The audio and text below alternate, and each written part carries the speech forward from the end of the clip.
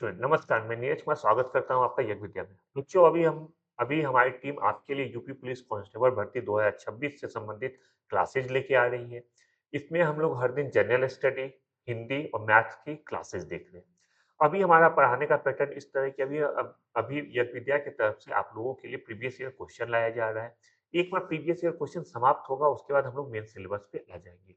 आज मैं previous year question श्रृंखला में आज मैं 25 अक्टूबर 2018 को शिफ्ट 1 में हुए जनरल स्टडी पेपर के बारे में बताऊंगा और ये भी बताऊंगा कि उस तरह से कितने क्वेश्चन इस साल 2026 के एग्जाम में आ सकते हैं।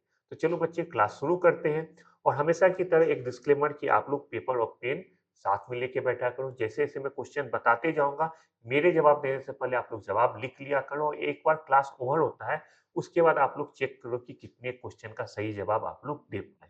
चलो क्लास स्टार्ट। पहला सवाल आपका है, भारत के संविधान का अनुच्छेद 66 किससे संबंधित है? संसद ऑप्शन है, संसद का संविधान, राष्ट्रपति का चुनाव, संसद के सदस्य सदनों की अवधि या भारत के अटॉर्नी जनरल। और इसका जवाब होगा बच्चों उपराष्ट्रपति का चुनाव। और इसके बारे में थोड़ा डिटेल में बात करते हैं। भारतीय संविधान का अनुच्छेद 66 भारत के उपराष्ट्रपति के चुनाव से संबंधित है। यह बताता है कि उपराष्ट्रपति को चुनावी प्रक्रिया के तहत निर्वाचित किया जाएगा, जिसमें संसद के दोनों सदनों के सदस्य शामिल होंगे। इसके अलावा यह चुनाव आदि के लिए योग्यता इन शर्तों को भी बताता है। अगला सवाल है बच्चों, सीरिया की राजधानी क्या है? ऑप्शन है अलेप्पो, दमिश्क, होम्स या हमा। तो इसका बहुत ही आसान जवाब है, इसका जवाब है बच्चों दमिश्क। दमिश्क सीरियाई अरब गणराज्य की राजधानी है। एक फैक्ट ये भी याद रखो कि सीरिया को बोलचाल की भाषा में जैस्मिन शहर, सिटी ऑफ जैस्मिन के रूप में भी जाना जाता है। उसमें से जितने बच्चे आज पहली बार हमारे चैनल को देख रहे हैं, कृपया करके हमारे चैनल को सब्सक्राइब करें और बेल आइकन दबा दें, जिससे सबसे पहले कोई भी वीडियो होगा, कोई भी क्लास होगा, उसकी सूचना सबसे पहले आपको मिल सकेगा। जो बच्चा क्लास के नोट्स लेना चाहते हैं, फ्री स्टडी मटेरियल लेना चाहते हैं, वो हमारे टेलीग्राम चैनल पे जाए, वहां से फ्री स्टडी मटेरियल को डाउनलोड कर सकते हैं। अगला सवाल है बच्चों, म्यांमार की मुद्रा निम्नलिखित में कौन सी है? ऑप्शन है क्यात, नायरा, रियाल या क्रोन। और आपका जवाब होगा बच्चों क्यात। म्यांमार, जिसका कि पुराना नाम बर्मा है, की मुद्रा क्यात है। यह सब प्राचीन बर्मा इकाई कैथा, मतलब क्यात के बारे में बताया जा रहा है कि कैथा से निकला है, जो चांदी के 16.3 ग्राम के बराबर है। और क्यात मुद्रा के रूप में 1 जुलाई 1952 से लागू है। भारत में जैसे बच्चों रुपया और पैसा होता है, 100 पैसा इक्वल टू 1 रुपया, उसी तरह से म्यांमार में भी यही चीज फॉलो किया जाता है। वहां पे एक मुद्रा है जिसका कि नाम है प्यई। पई, ध्यान दो, पई होता है। और 100 पई इक्वल टू बच्चों होता है 100 100 पई। देखो, 100 पई इक्वल टू 1 क्यात। जैसे भारत में 100 पैसे इक्वल टू 1 रुपया होता है, उसी तरह से म्यांमार में 100 पे इक्वल टू 1 क्यात होता है। अगला सवाल है, अफ्रीकी महाद्वीप का सबसे अधिक आबादी वाला देश कौन सा है? ऑप्शन है मोरक्को, नाइजीरिया, बेनिन या सोमालिया। और आपका जवाब बच्चों होगा सोमालिया, सॉरी नाइजीरिया। नाइजीरिया है जवाब। नाइजीरिया की अभी की आबादी 240 मिलियन है। 240 मिलियन आबादी है नाइजीरिया की। और यह कुल अफ्रीका महादेश का 15.98% आबादी सिर्फ नाइजीरिया में वास करती है। मतलब लगभग 16% आबादी पूरे अफ्रीका महादेश का नाइजीरिया में है। हर 6 आदमी में से, अफ्रीका के हर 6 आदमी में से एक आदमी नाइजीरियन है। पूरे विश्व में अगर नाइजीरिया का स्थान देखें तो पूरे विश्व में नाइजीरिया का छठा स्थान है, जहां तक हम बात करते हैं जनसंख्या की। इसे भी ध्यान रखो। नाइजीरिया के बाद अफ्रीका के देशों में जिसकी आबादी है ज्यादा, मैं घटते क्रम में बता दूं, नाइजीरिया के बाद इथोपिया का स्थान आता है, उसके बाद मिस्र, उसके बाद कांगो का स्थान आता है जनसंख्या के मामले में। आप लोगों में से बहुत बच्चों को ये लग रहा होगा कि दक्षिण अफ्रीका में सबसे ज्यादा आबादी अफ्रीका महादेश में दक्षिण अफ्रीका की है। ऐसा नहीं है। अफ्रीका कॉन्टिनेंट, अफ्रीका महादेश में सबसे ज्यादा आबादी नाइजीरिया की। नाइजीरिया की आबादी जहाँ पे 24 करोड़ के आसपास है। दक्षिण अफ्रीका की आबादी मेरे हिसाब से मुझे पूरा याद नहीं आ रहा है, लेकिन 7 करोड़ से ज्यादा नहीं होगा। अगला सवाल है बच्चों, उत्तर अमेरिका के निम्नलिखित देशों में से कौन से देश में वन क्षेत्र का क्षेत्रफल उसके कुल भूमि क्षेत्र के प्रतिशत के रूप में उत्तर अमेरिका में सबसे ज्यादा है? ऑप्शन है क्यूबा, कनाडा, हेती और जमैका। देखो बच्चों, पहले तो क्वेश्चन दिया है उत्तर अमेरिका, तो वैसे ही बहुत सारा देश है जो कि उत्तरी अमेरिका में नहीं है, दक्षिण अफ्रीका में, उसे आप हटा सकते हो। लेकिन एग्जैक्ट आंसर कनाडा है इसका। इसके एक्सप्लेनेशन को भी देख ले। विश्व का दूसरा सबसे बड़ा देश है कनाडा। एरिया के हिसाब से सबसे बड़ा देश बच्चों रसिया है। पहले सोवियत संघ था। सोवियत संघ के विघटन के बाद भी वर्तमान रसिया जो है वो विश्व का सबसे बड़ा देश है क्षेत्रफल के हिसाब से। सेकेंड नंबर पे कनाडा का स्थान आता है। कनाडा का लगभग 30% भाग पे वन क्षेत्र फैला हुआ है और 30% 30 लाख वर्ग किलोमीटर के बराबर है। इसका मतलब आप समझ सकते हो कि जितनी भारत की कुल क्षेत्रफल है, उतने क्षेत्रफल में कनाडा में वन क्षेत्र है। भारत का क्षेत्रफल लगभग 32 लाख वर्ग किलोमीटर है। कनाडा का वन क्षेत्र लगभग 30 लाख वर्ग किलोमीटर में फैला हुआ है। कनाडा के बारे में एक दो फैक्ट और देख लो। यहाँ पे अल्पाइन टुंड्रा वनस्पति सॉरी ज्यादा मिलता है। अगला सवाल है, निम्नलिखित में कौन सी नदी बंगाल की खाड़ी में नहीं गिरती? देखो नहीं है, बंगाल की खाड़ी में नहीं गिरती। ऑप्शन है नर्मदा, कावेरी, कृष्णा और गोदावरी। कौन सी नदी बंगाल की खाड़ी में नहीं गिरती है? और उनका जवाब होगा बच्चों नर्मदा। नर्मदा नदी बंगाल की खाड़ी में नहीं गिरती है। नर्मदा नदी बच्चों गिरती है अरब सागर में। और बाकी तीन नदी गोदावरी, कावेरी और कृष्णा ये गिरती है बंगाल की खाड़ी में। कुछ और इम्पोर्टेंट नदी है नर्मदा के अलावा जो कि बंगाल की खाड़ी में गिरती है, मैं लिख भी देता हूँ। एक है तापी, महत्वपूर्ण नदी में तापी, साबरमती और माही। ये कुछ ऐसी महत्वपूर्ण नदियां हैं जो कि बच्चों अरब सागर में गिरती है। नर्मदा भी अरब सागर में गिरती है और यहाँ जो मैंने तीन नाम लिखा है तापी, साबरमती और माही, ये भी गिरती है अरब सागर में। और बंगाल की खाड़ी में गिरने वाली महत्वपूर्ण नदियों में गोदावरी, कृष्णा और कावेरी का नाम आता है। अगला सवाल है आपका, मानवाधिकार कार्यकर्ता कृति भारती किस सामाजिक बुराई के विरुद्ध लड़ाई में शामिल है? महिलाओं, सेकेंड ऑप्शन है बाल और बंधुआ श्रम, थर्ड ऑप्शन है बाल विवाह, फोर्थ ऑप्शन है सर पर मैला धोना और आपका जवाब होगा बाल विवाह। कृति भारती के बारे में कुछ बातें जान लो। कृति भारती राजस्थान की एक सामाजिक कार्यकर्ता है और 2011 में उन्होंने बाल विवाह को रोकने के लिए सारथी ट्रस्ट की स्थापना की थी। 2012 के दौरान कृति ने लक्ष्मी और अदालतों के साथ काम किया ताकि वे शादी को रोक सके। अगला सवाल है, भारत सरकार छत्तीसगढ़ को एक विशेष नक्सल विरोधी युद्ध बल प्रदान करने जा रही है, उसका क्या नाम है? ब्लैक पैंथर, ग्रेहा कोबरा या व्हाइट टाइगर? और आपका जवाब होगा ब्लैक पैंथर। 21 मई 2018 को केंद्रीय गृह मंत्री, उस समय के केंद्रीय गृह मंत्री थे बच्चों राजनाथ सिंह। आज के समय में आपको पता है कि आज भारत के गृह मंत्री है श्री अमित शाह। उस समय के गृह मंत्री राजनाथ सिंह ने घोषणा की कि छत्तीसगढ़ को ब्लैक पैंथर नामक विशेष नक्सल विरोधी युद्ध बल प्रदान किया जाएगा। अगला सवाल देखते हैं बच्चों। बच्चों देखो, हर सवाल में एक एक स्लाइड में दिया हूँ, हर स्लाइड में बहुत इंपॉर्टेंट बात। मैं सारे बात को दोहराता नहीं हूँ क्योंकि अगर मैं स्लाइड को दोहराना शुरू करूंगा तो आप लोग का काफी समय चला जाएगा।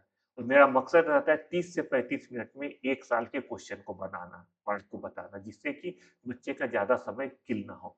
लेकिन आप लोगों में से जितने बच्चे चाहते हैं और डिटेल पढ़ना और डिटेल समझना, स्लाइड में जितने भी पॉइंट दिया गया है बच्चों उसको ध्यान से पढ़ करो। स्लाइड में आपके लिए हर इंपॉर्टेंट पॉइंट को लेके आता हूँ। बोलता मैं वही पॉइंट हूँ जो कि इंपॉर्टेंट पे भी सबसे ज्यादा इंपॉर्टेंट है, लेकिन आप लोग स्लाइड में जितने भी बिंदु दिए जा रहे हैं उसको जरूर एक मिनट पढ़ ले। इसका अगला सवाल है, भारत और पाकिस्तान के बीच किस वर्ष शिमला समझौता पर हस्ताक्षर किया गया था? ऑप्शन है 1970, 1972, 1974 या 1976। और जवाब होगा बच्चों 1972।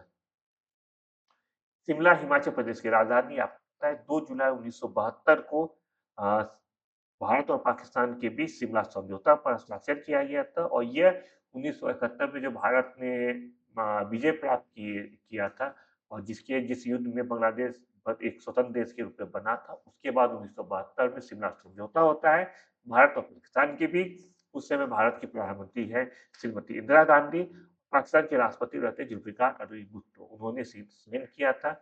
2 जुलाई 1972 को इसकी घोषणा हुई थी सिग्नेचर जो है वो बच्चों 3 जुलाई 1972 को हुआ था मॉर्निंग में। अगला सवाल है 2018 में किस शहर में नाबार्ड ने जलवायु परिवर्तन केंद्र स्थापित किया है? ऑप्शन है पटना, भोपाल, जयपुर या लखनऊ। इसका जवाब होगा बच्चों लखनऊ। 20 जुलाई 2018 को कृषि और ग्रामीण विकास के लिए नेशनल बैंक नाबार्ड ने उत्तर प्रदेश के लखनऊ में जलवायु परिवर्तन केंद्र शुरू किया है।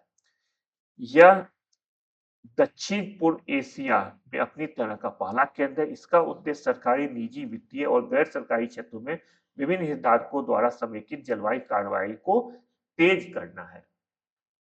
अगला सवाल है बच्चों, अंतरराष्ट्रीय मुद्रा कोष की प्रबंध निदेशक और अध्यक्ष क्रिस्टीन लोगार्ड किस देश से संबंधित है? एग्जाम आपका 2018 में आया था। उस साल आईएमएफ की हेड कौन थी? क्रिस्टीन लगार्ड थी। आपको बताना यह है कि वो किस देश से संबंधित थी, और जवाब आपका है फ्रांस। क्रिस्टीन पूरा नाम है मेडली ओडेट लगा, एक फ्रांसीसी वकील और राजनेता है जो वर्तमान में कहने का मतलब बच्चों, वर्तमान का मतलब है 2018 से 2018 में अंतरराष्ट्रीय मुद्रा कोष के प्रबंध निदेशक और अध्यक्ष के रूप में कार्यरत है। 2018 में कार्यरत थी। 5 जुलाई 2011 को उन्होंने पदभार संभाला था।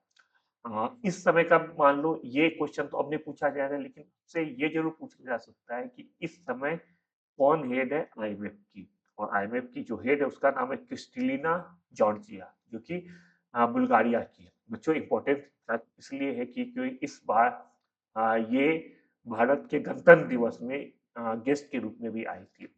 गणतंत्र दिवस में और कौन गेस्ट के रूप में आई थी मैं सारा कुछ बताऊंगा कल की क्लास में। यहाँ चूंकि उससे रिलेटेड बात हो रहा था इसलिए मैंने उसका चर्चा कर दिया। अगला सवाल है, खून के कुछ कोशिकाओं की उपस्थिति के कारण रक्त के गठन होता है, इन कोशिकाओं को क्या कहा जाता है? ऑप्शन है एरिस्ट्रोसाइट, लिम्फोसाइट, मोनोसाइट या थ्रोम्बोसाइट। तो आपका जवाब होगा बच्चों थ्रोम्बोसाइट। थ्रोम्बोसाइट रक्त में थक्के का गठन करता है, अर्थात रक्त रक्त में कुछ कोशिकाओं की उपस्थिति के कारण होता है, जिसे प्लेटलेट कहते हैं। ये प्लेटलेट क्या करता है बच्चों, जब भी किसी जगह से खून निकलता है तो ये खून को जमा देता है जिससे कि शरीर से ज्यादा खून ना निकले। जो प्लेटलेट होता है बच्चों इसे थ्रोम्बोसाइट भी कहा जाता है। जैसे ही रक्त वाहिका की दीवार क्षतिग्रस्त हो जाती है, रक्तस्राव को रोकने हेतु प्लेटलेट को सक्रिय करने के लिए आमतौर पर प्रतिक्रियाओं की एक श्रृंखला होती है। वो खून को जमने से कौन बचाता है? थ्रोम्बोसाइट बचाता है। अगला सवाल है बच्चों, जीवित प्राणियों में निषेचन के दौरान नर और मादा गैमीट का संलयन एक कोशिका बनाने के लिए होता है, जिसे क्या कहा जाता है? युग्मनज, भ्रूण, डिंब या शुक्राणु। इसका जवाब होगा युग्मनज। इसको समझते हैं, अर्धसूत्रीय विभाजन के द्वारा जंतुओं में शुक्राणु तथा अंडाणु एवं पादपों में नर तथा मादा युग्मक बनते हैं, जिनमें गुणसूत्रों की संख्या आधी रह जाती है। गुणसूत्रों की संख्या का आधा होना युग्मकों के निर्माण का समय होता है, जिसको युग्मक जनक कहते हैं। शुक्राणु एवं अंडाणु संयोजित होकर युग्मनज, जिसे कि जाइगोट कहा जाता है, का निर्माण करते हैं, जिससे जीव की उत्पत्ति होती है। अगला सवाल है, आराम करने वाले व्यक्ति की नाड़ी की दर आमतौर पर प्रति मिनट कितनी बार धड़कता है? ऑप्शन है 72 से 80, 60 से 75, 90 से 120 या 80 से 120। तो जवाब इसका होगा 60 से 75। देखो 18 वर्ष और उससे अधिक उम्र के वयस्कों के लिए व्यक्ति की शारीरिक स्थिति और उम्र के आधार पर समान हृदय के स्पंदन की दर 60 से 120 प्रति मिनट के बीच होता है। 6 से 15 वर्ष के बच्चों के बीच समान हृदय के विश्राम की दर 70 से 100 बीपीएम बीपीएम कहा जाता है बच्चों, बीट्स प्रति मिनट के बीच होता है। तो जो हमारा ऑप्शन है 60 से 100 के बीच है नॉर्मल आदमी का, और हमारा ऑप्शन देखोगे बच्चों कि कौन सा ऑप्शन सबसे ज्यादा मेल खाता है, तो ऑप्शन 2 है, क्योंकि ऑप्शन 2 दिया है 60 से 75, इसलिए इसका जवाब होगा 60 से 75। अगला क्वेश्चन है, एक बार ढाले जाने के बाद गर्म करके नरम नहीं किए जा सकने वाले प्लास्टिक को क्या कहा जाता है? ऑप्शन है पॉलीविनाइल क्लोराइड, उच्च घनत्व पॉलीथीन, थर्मोप्लास्टिक पॉलीयूरेशन या थर्मोसेटिंग प्लास्टिक। तो इसका जवाब होगा बच्चों थर्मोसेटिंग प्लास्टिक। ये प्लास्टिक एक बार आकार ले लेता है उसके बाद नरम नहीं होता है, दूसरी बार मोल्ड नहीं किया जा सकता है, उसे थर्मोसेटिंग प्लास्टिक कहा जाता है। एक बार दिए गए आकार और ठोस में सेट हो जाने पर थर्मोसेटिंग प्लास्टिक को फिर से नरम या फिर मोल्ड नहीं किया जा सकता। उदाहरण के लिए बच्चों देखो ये जो बर्तन यहाँ दिखाया जा रहा है, ये बर्तन मेलामाइन थर्मोसेटिंग प्लास्टिक का उदाहरण है। ये जो बर्तन है बच्चों, ये सबके घर में इस तरह का बर्तन होता है। ये बर्तन मेलामाइन थर्मोसेटिंग प्लास्टिक के उदाहरण है। मतलब इससे दोबारा इसको गला के बर्तन नहीं बनाया जा सकता। अगला सवाल है, एक व्यस्त इंसान सामान्य रूप से 1 घंटे में 24 घंटे में लगभग 1 से लेके डैश मूत्र विसर्जित करता है। ऑप्शन है 1.2 लीटर, 2.5 लीटर, 3 लीटर या 1.8 लीटर। आपका जवाब होगा 1.8 लीटर। इसके बारे में चलो समझते हैं कि व्यस्त मनुष्य 24 घंटे में 1 से लेके 1.8 लीटर तक मूत्र विसर्जन करता है। और बच्चों ये जो मूत्र विसर्जन होता है, यूरिन पास करना जिसे कहते हैं, ये बहुत सारे कारण पे डिपेंड करता है। बहुत सारा चीज होता है जिसपे डिपेंड करता है, जैसे कि कोई आदमी कितना पानी पी रहा है, कोई आदमी कितना एक्सरसाइज कर रहा है, कितना शारीरिक रूप से काम कर रहा है। मान लो कि कोई आदमी दिन भर में सिर्फ 1 लीटर पानी, तो 1 लीटर पानी पिएगा तो उसका 1 से लेके 1.8 लीटर तक यूरिन कैसे होगा? ये अलग बात है कि 1 लीटर पानी पीने से जो साइड इफेक्ट होगा उसकी मैं बात नहीं कर रहा हूँ। मैं बात कर रहा हूँ यूरिन पास करने की। तो यूरिन पास करने समय जो नॉर्मल व्यक्ति होता है, जो नॉर्मल पानी इंटेक करता है, नॉर्मल इंटेक का मात्रा होता है लगभग 5 से 6 लीटर डेली इंटेक करना चाहिए। जो आदमी डेली 5 से 6 लीटर पानी इंटेक करेगा, उसका 1 से लेके 1.8 लीटर तक वो डिस्चार्ज भी करेगा यूरिन का। अगला सवाल है, 11 दिसंबर 2014 को संयुक्त राष्ट्र ने संकल्प 69/131 द्वारा योग के अंतर्राष्ट्रीय दिवस के रूप में डैश को घोषित किया। किस दिन को योग के अंतर्राष्ट्रीय दिवस के रूप में घोषित किया, ये आपसे पूछा जा रहा है और इसका जवाब आप लोगों को पता होगा। जवाब है 21 जून। 21 जून 2014 को संयुक्त राष्ट्र द्वारा अंतर्राष्ट्रीय योग दिवस के रूप में घोषित किया गया। और 21 जून आप लोगों को पता होगा कि सबसे ज्यादा पहल भारत के प्रधानमंत्री मोदी जी ने किया था। उन्होंने संयुक्त राष्ट्र के संबोधन में सुझाव दिया था कि उत्तरी गोलार्ध में ये वर्ष का सबसे लंबा दिन होता है, इसलिए इस दिन योग दिवस के रूप में मनाया जाना चाहिए। अगला सवाल है, 1943 में विटामिन के आविष्कार के लिए किसे नोबेल पुरस्कार दिया गया था? ऑप्शन है इसी केंडर, डोइची एंड डेम, कार्ल लिनियस या स्टैनफोर्ड मूल। आपका जवाब होगा बच्चों डोइची एंड लेम, इन दोनों को दिया गया था। इनके बारे में बात कर लेते हैं। हेनरी कार्ल पीटर डेम को विटामिन के की खोज और एडवर्ड एल्बर्ट डोजी को उनके खाद्य विटामिन के की रासायनिक प्रकृति की खोज के लिए वर्ष 1943 के चिकित्सा विज्ञान के क्षेत्र का नोबेल प्राइज से सम्मानित किया गया था। अगला सवाल है, इनसाइड आईबी एंड रॉ the rolling stone that gathers moss किताब किसने लिखा है? ऑप्शन है अशोक अशोक चतुर्वेदी, विक्रम सूद, के शंकरन नायर या केसी वर्मा। और आपका जवाब होगा के शंकरन नायर ने ये किताब लिखा है। किताब का नाम बच्चों है इनसाइड आईबी एंड रॉ the rolling stone that gathers moss. Shankar Nair खुफिया एजेंसी रॉ के पूर्व प्रमुख हैं। 1971 के बांग्लादेश युद्ध की सफलता का श्रेय नायर को दिया जाता है। ये एक इंपॉर्टेंट फैक्ट, उन्होंने बुक भी बाद में लिखा। अगला सवाल है, किस संशोधन ने संसद और राज्य विधानमंडलों पर माल और सेवा कर को नियंत्रित करने वाले कानून बनाने के लिए एक साथ शक्ति प्रदान की थी? ऑप्शन है 101वें संशोधन विधेयक 2014, दूसरा है 115वें संशोधन विधेयक 2014, तीसरा 120वें संशोधन विधेयक 2014 या चौथा 122वें संशोधन विधेयक 2014। और आपका जवाब होगा 122वें संशोधन विधेयक 2014। आइए इसको एक्सप्लेन थोड़ा डिटेल में समझते हैं। 122वें संशोधन विधेयक 2014 संसद और राज्य विधानमंडलों पर माल और सेवा कर, जिसे जीएसटी कहा जाता है, को नियंत्रित करने वाले कानून बनाने के लिए एक साथ शक्ति प्रदान किया था।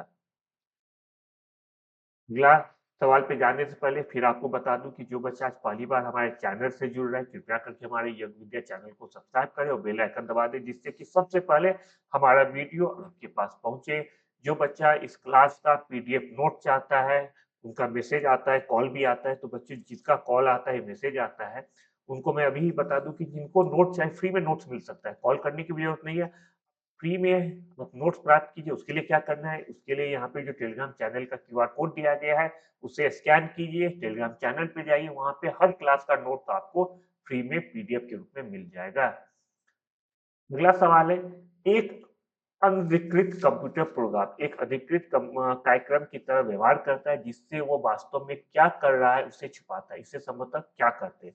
ट्रोजन हॉर्स, वायर, डिडलिंग या स्पैमिंग। और आपका जवाब होगा बच्चों ट्रोजन हॉर्स। ट्रोजन हॉर्स एक अनधिकृत कंप्यूटर प्रोग्राम होता है जो एक वैध प्रोग्राम की तरह कार्य करता है और अपने वास्तविक उद्देश्यों को दिखाता है। उसे ट्रोजन हॉर्स कहा जाता है। ये एक प्रकार का मैलवेयर है जो उपयोगकर्ताओं को भ्रमित कर अनजाने में इसे इंस्टॉल करने के लिए प्रेरित करता है, जिससे सिस्टम की सुरक्षा खतरे में पड़ जाती है। मतलब ये कुछ इस तरह का होगा जिससे कि जो उपयोग करता है वो उस सॉफ्टवेयर को इंस्टॉल कर ले और उसके बाद ये सिस्टम को करप्ट कर देते हैं।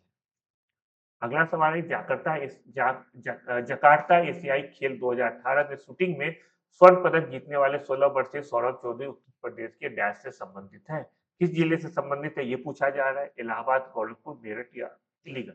बच्चों आंसर देने से पहले बता दूं कि जब भी कोई इवेंट होता है, जैसे इस साल आ, महिलाओं ने विश्व कप जीता है, 2025 में महिलाओं ने विश्व कप जीता है, तो आपको ये बताना होगा। हो सकता है एग्जाम में पूछ ले कि जो भी भारतीय दल की खिलाड़ी है, हो सकता है आपसे क्वेश्चन पूछ लिया जाएगा कि इनमें से कौन सी खिलाड़ी यूपी के यूपी से बिलोंग करती है। यूपी से अगर कोई खिलाड़ी बिलोंग कर रही है तो आपको उसका डिस्ट्रिक्ट पूछा जा सकता है। अभी T20 वर्ल्ड कप चल रहा है, इसमें क्या कोई यूपी का खिलाड़ी भारतीय टीम में है? अगर है तो कौन सा है? कुछ कुछ यूपी से रिलेटेड, अगर भारतीय टीम कहीं पे अच्छा कर रही है, परफॉर्मेंस दे रही है, वहां पे यूपी का कोई खिलाड़ी है तो उसके बारे में जरूर उसका डिस्ट्रिक्ट पूछा जा सकता है। ये पहले भी क्वेश्चन आया है, आज भी आया है, कल का वीडियो भी आपने देखा होगा, वहां पे भी सेम इसी तरह का क्वेश्चन आया था। तो ध्यान रखो कि यूपी का कोई भी खिलाड़ी जो कि किसी टीम में जो कोई वर्ल्ड कप जीता है, कोई इवेंट जीतता है, तो उसके डिस्ट्रिक्ट के बारे में जरूर ध्यान रखो। उसके अलावा अभी जो अवार्ड की घोषणा हुई है, पद्मश्री, पद्म भूषण और पद्म विभूषण, जो गणतंत्र दिवस से पहले घोषणा किया जाता है, उसमें से यूपी के कितने पर्सन है उसका नाम जरूर ध्यान रखो। वो पर्सन किस डिस्ट्रिक्ट से बिलोंग करते हैं, उनका क्या एरिया है कार्य करने का, उससे भी आप जरूर ध्यान रखो। मैं तो आपको बताने वाला हूँ, जब करंट का क्लास होगा यूपी स्पेशल में ये आएगा, लेकिन आप लोग भी अगर अभी से पढ़ रहे हैं तो यूपी पे जरूर फोकस करो। यूपी का कौन सा पर्सन को कौन सा अवार्ड मिला है। चलो इस क्वेश्चन का जवाब जानते हैं। इस क्वेश्चन का जवाब है बच्चों मेरठ। सौरभ चौधरी उत्तर प्रदेश के मेरठ जिले के कालीना नाम के गांव से संबंधित है। उन्होंने 10 मीटर एयर पिस्टल में 2018 के एशियाई खेलों में स्वर्ण पदक जीता था। इसके अलावा उन्होंने चेंगवान कोरिया में 2018 के विश्व चैंपियनशिप में जूनियर मैन इवेंट में 10 मीटर एयर पिस्टल में भी स्वर्ण पदक जीता था।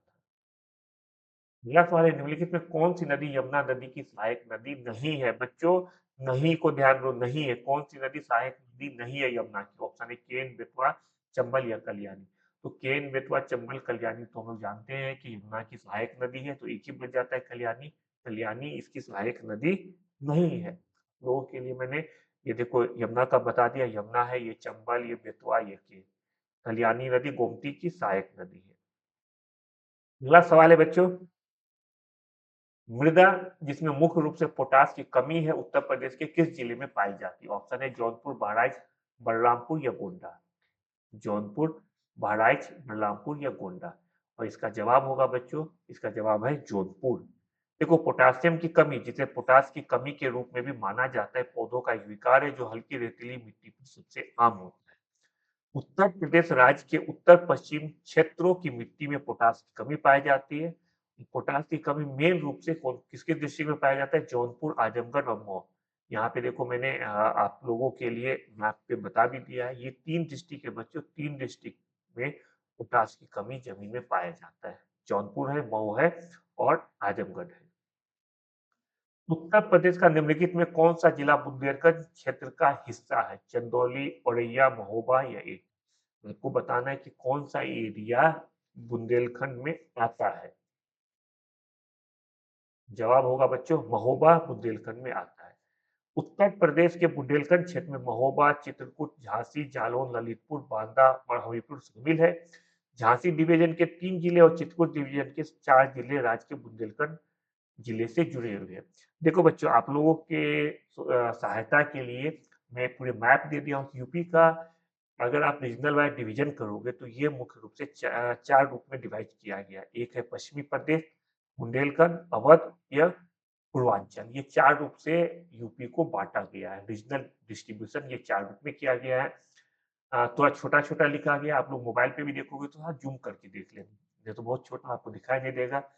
कुछ पश्चिम प्रदेश बच्चों कहाँ होगा? पश्चिम प्रदेश का मतलब ही हो गया जो एरिया पश्चिम की तरफ है वो पश्चिम प्रदेश होगा।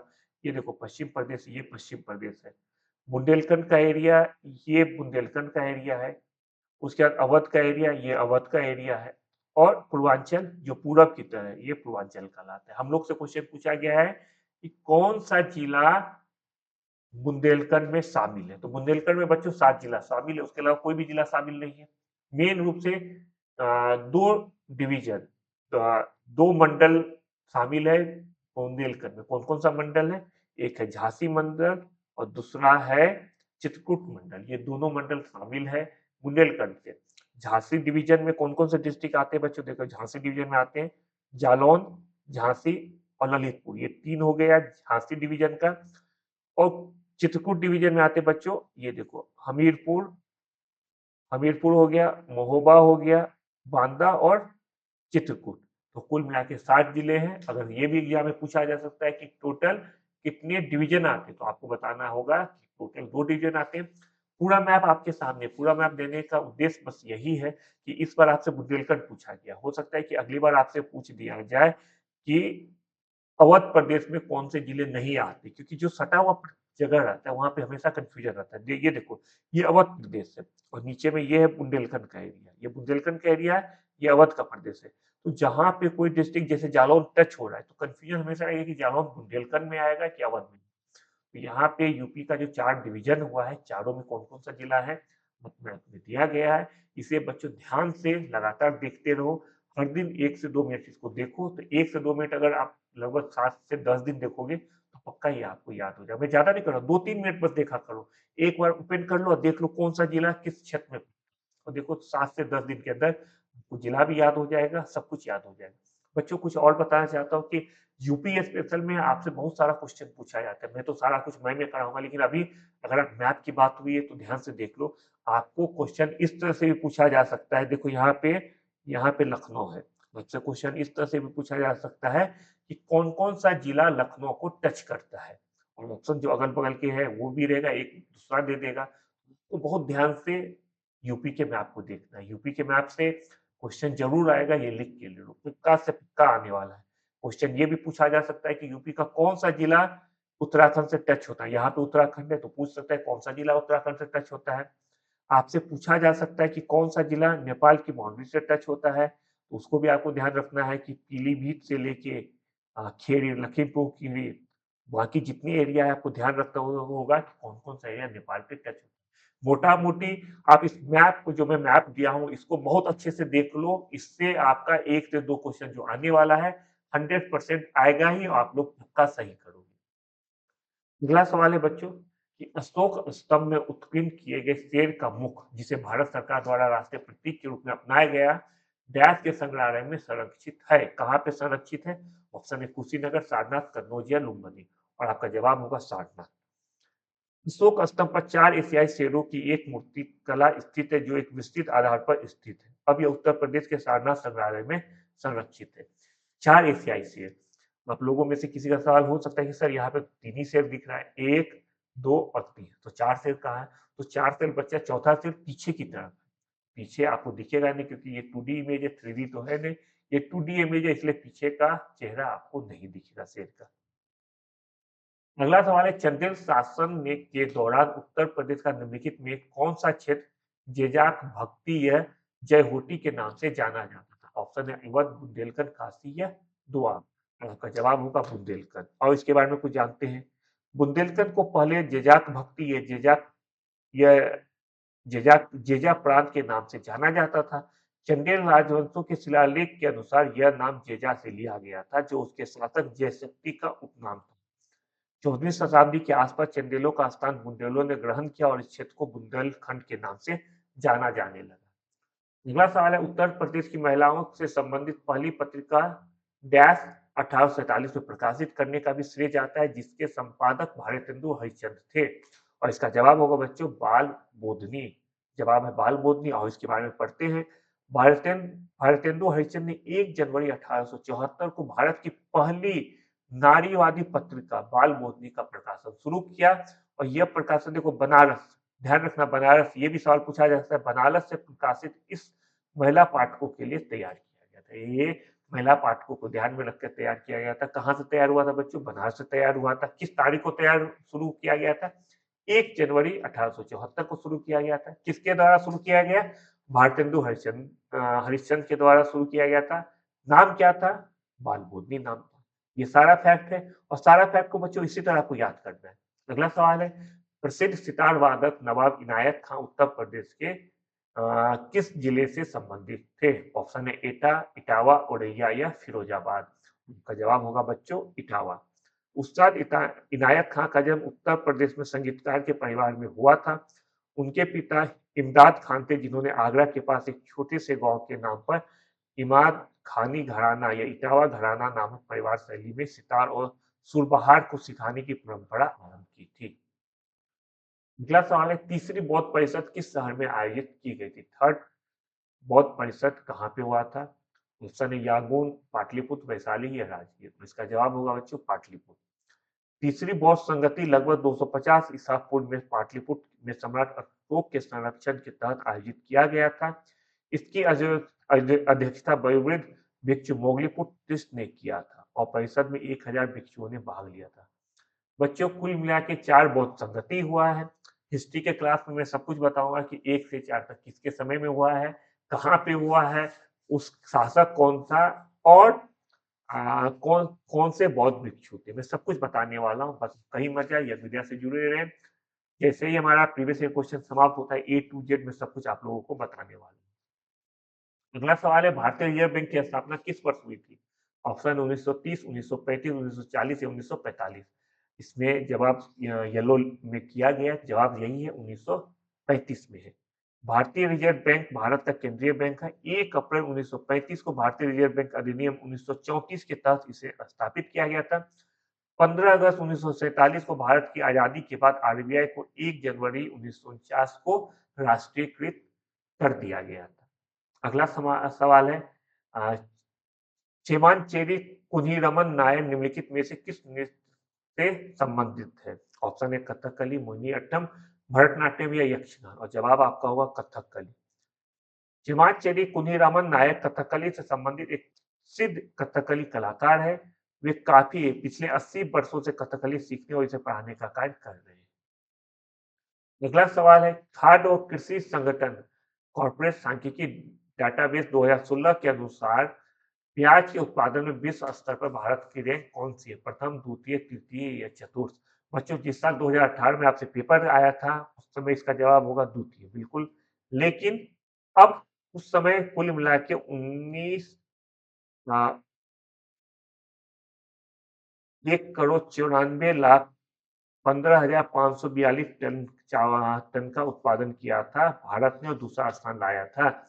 लेकिन नवीनतम आंकड़ों के अनुसार, नवीनतम आंकड़ों बच्चों 2025-26 का मैं बता रहा हूँ, ये 2018 का क्वेश्चन था, इसको भूल जाओ क्या था, उसको ध्यान रखना नहीं। इस समय 2025-26 जो लेटेस्ट है, जो एग्जाम में आपसे पूछा जाएगा, उसमें भारत नंबर 1 पे है और नंबर 2 पे बच्चों चीन है। जहां तक 2025-26 में भारत की बात किया है तो भारत ने 26.7 से लेके 30.2 मिलियन टन प्याज का उत्पादन किया है।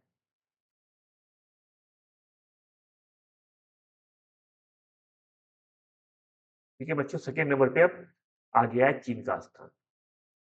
अगला सवाल है, वित्तीय वर्ष 2017-18 के दौरान भारत के निर्यात में वृद्धि का प्रतिशत क्या था? फिर से बच्चों उस साल का सवाल, करेंट का सवाल, अब कोई लेना देना नहीं है। हम लोग जब मेन क्लास इकोनॉमिक्स की करेंगे उसमें आर्थिक समीक्षा, बजट सबको पढ़ेंगे, उसमें मैं बताऊंगा कि क्वेश्चन क्या क्या पूछा जा सकता है। यहाँ पे बस आंसर देख लो, इसका आंसर है 9.8, ऑप्शन डी। अगला सवाल है, भारत के संविधान का निम्नलिखित में कौन सा भाग नागरिकता से संबंधित है? ऑप्शन है भाग 6, भाग 2, भाग 8 या भाग 12। ये इंपॉर्टेंट सवाल है बच्चों। मैं हमेशा से कहता हूँ, आप किसी भी वीडियो में देख लो, मैं हमेशा कहता हूँ कि आप लोगों को पॉलिटी से आर्टिकल, भाग, अनुसूची ये सब पूछता है। ये सब बहुत आसान तरीका है याद करने का। मैं तरीका बताऊँगा आसान तरीका कि किस तरीके से सिर्फ़ 21 दिनों में आप किसी चीज़ को याद कर सकते हैं। मैं आपको प्रैक्टिकली करके दिखाऊँगा। बस 5-6 दिन जैसे ही प्रीवियस ईयर क्वेश्चन समाप्त होगा, मैं प्रैक्टिकली आपको ये करके दिखाऊँगा। और इसका जवाब होगा भाग 2। भारतीय संविधान का भाग 2 नागरिकता से संबंधित है। इस भाग के तहत भारत के नागरिक के रूप में किसी व्यक्ति को मान्यता प्रदान करने की चर्चा की गई है। आर्टिकल 5 से 11 तक इसकी स्पष्ट चर्चा की गई है। अगली सवाल है, भारत के संविधान के अनुच्छेद 24 के तहत 10 वर्ष से कम आयु के बच्चे को किसी कारखाने में काम करने के लिए नियोजित नहीं किया जा सकता। सन 14, 15, 16 या 17। उनका जवाब होगा बच्चों 14। भारतीय संविधान का अनुच्छेद 24 कारखानों में बच्चों के नियोजन के निषेध से संबंधित है। ये बताता है कि 14 वर्ष से कम उम्र के किसी भी बच्चे को किसी कारखाने या खदान में काम करने के लिए नियोजित नहीं किया जा सकता है। और आर्टिकल बच्चों आर्टिकल 24, आर्टिकल 24 किससे संबंधित है? आर्टिकल 24 संबंधित है राइट अगेंस्ट एक्सप्लॉयटेशन, शोषण के विरुद्ध अधिकार देता है अनुच्छेद 24। अगला सवाल है, भारत के संविधान का निम्नलिखित में से कौन सा अनुच्छेद राष्ट्रपति के चुनाव की प्रक्रिया से संबंधित है? ऑप्शन है अनुच्छेद 67, अनुच्छेद 55, अनुच्छेद 51 या अनुच्छेद 74। का जवाब होगा अनुच्छेद 55। भारतीय संविधान का अनुच्छेद 55 भारत के राष्ट्रपति के चुनाव के तरीके से संबंधित है।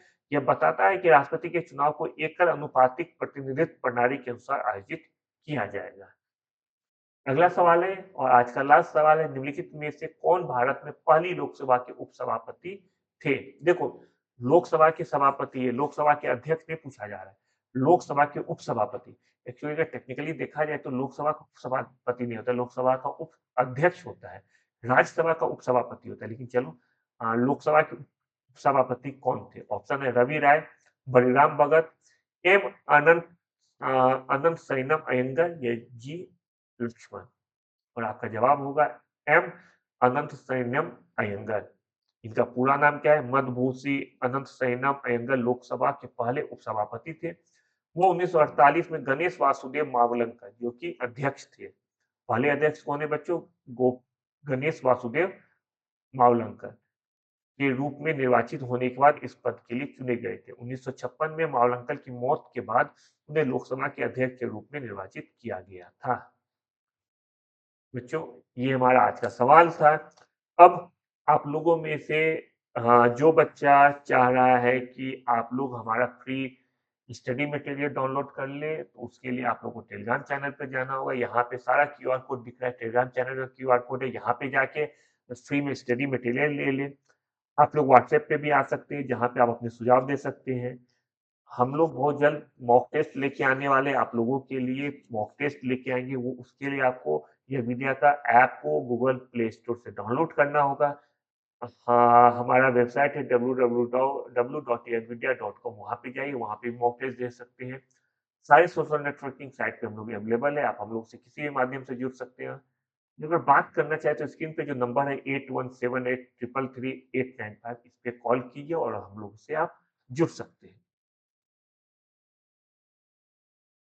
आज का क्लास बच्चों यहीं तक था। आपने क्लास किया इसके लिए बहुत-बहुत धन्यवाद। बहुत जल्दी हम लोग आपके लिए एसएससी, पीसीएस सबकी क्लास लेके आएँगे। पहले टारगेट है यूपी पुलिस कांस्टेबल, होमगार्ड।